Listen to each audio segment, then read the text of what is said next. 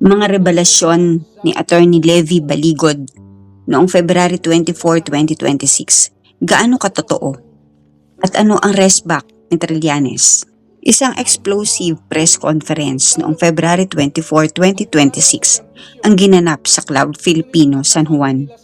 At ang nasa likod nito, isang abogado na hindi estranghero sa kontrobersya, Attorney Levy Baligod, na ipresenta ni Baligod ang 18 former Philippine Marines na na-identified as former comrades of Master Sergeant Orly Regala Guteza. May mga paratang, may mga pangalan at may halagang bilyon-bilyon. Pero gaano nga ba katotoo ito? Ayon kay Baligod, itong mga cash na ito ay kinokolekta sa Valle Verde na mismong residence of former Representative Zaldico bago i-deliver. Itong mga Marines ang nag-verify at nagtatransport ng mga pera na nakalagay sa mga maleta papunta sa mga politicians and ayon kay Baligod, may umano'y cash delivery operations na ginagawa ng ilang dating Marines. Mga bag at maleta na puno ng pera mula raw sa flood control projects at idinedeliver sa matataas na opisyal ng gobyerno. At ang mas shocking, sinabi niyang umaabot umano sa 805 billion ang kabuoang halaga. At ang isa pa niyang aligasyon ay si President Ferdinand Bongbong Marcos Jr. daw ang mastermind sa distribution ng mga perang ito. Itong mga suitcases na dineliver sa mga politicians pati ang mga matataas na opisyal katulad ng President and former House Speaker Martin Romualdez. At hindi lang yan. Ayon sa testimonya na ipinakita ni Baligod bago raw bumisita ang mga investigator ng International Criminal Court or ICC noong December 2023, may 2 bag daw na tig 56 million pesos bawat isa, equivalent to roughly $2 million. At para kanino raw? Para umano sa mga foreigners na iniuugnay sa ICC investigators. Dito na pumasok ang pangalan ni dating Senator Antonio Trillanes. Ayon sa allegations, siya raw ang tumulong sa pag-facilitate ng ICC visit, kasama ang logistics tulad ng hotel, pagkain at transport.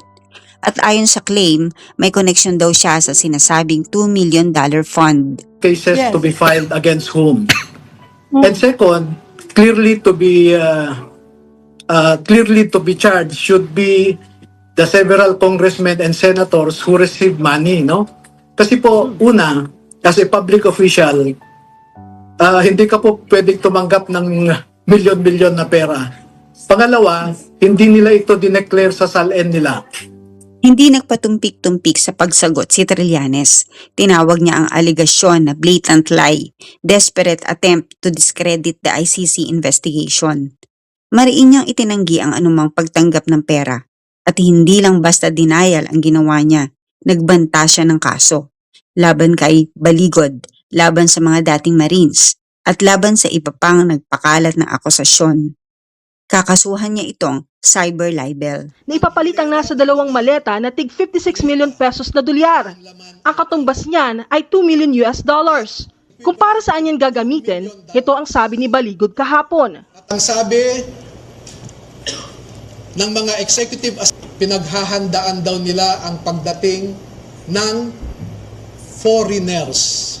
At kalaunan ay nakilala ng mga ito na ang foreigners na binabanggit ay mga ICC investigators. I remember specifically you said you actually accused the ICC investigators of graft and corruption because of that money.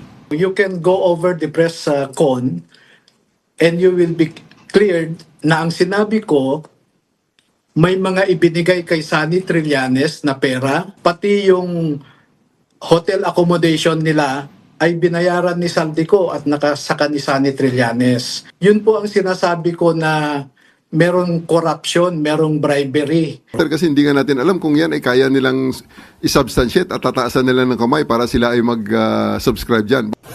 Tanging salaysay at mga litrato ng mga maleta pa lang ang ipinapakita ng 18 sundalo sa kanilang mga pahayag. Just as we know, affidavits, especially when they're not signed, mean nothing. Where's your evidence?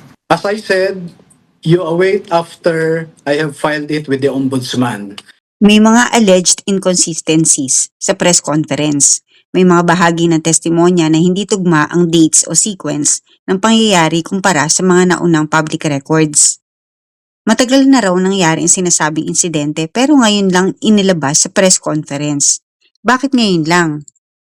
Mabibigat ang paratang pero limitado ang inilabas na hard evidence, written orders, official documents, recordings. Sa korte, testimonya lang ay kadalasang hindi sapat kung walang corroborating documents. May mga bahagi raw ng testimonya na hindi magkakatugma ang detalye, halimbawa, lugar, eksaktong utos o sino ang present. Lumabas ang aligasyon sa panahon na mainit ang political climate. Kapag may political angle, nagkakaroon ng perception na maaaring may motive beyond pure legal account. Ang inconsistency ay hindi agad ibig sabihin na fake news.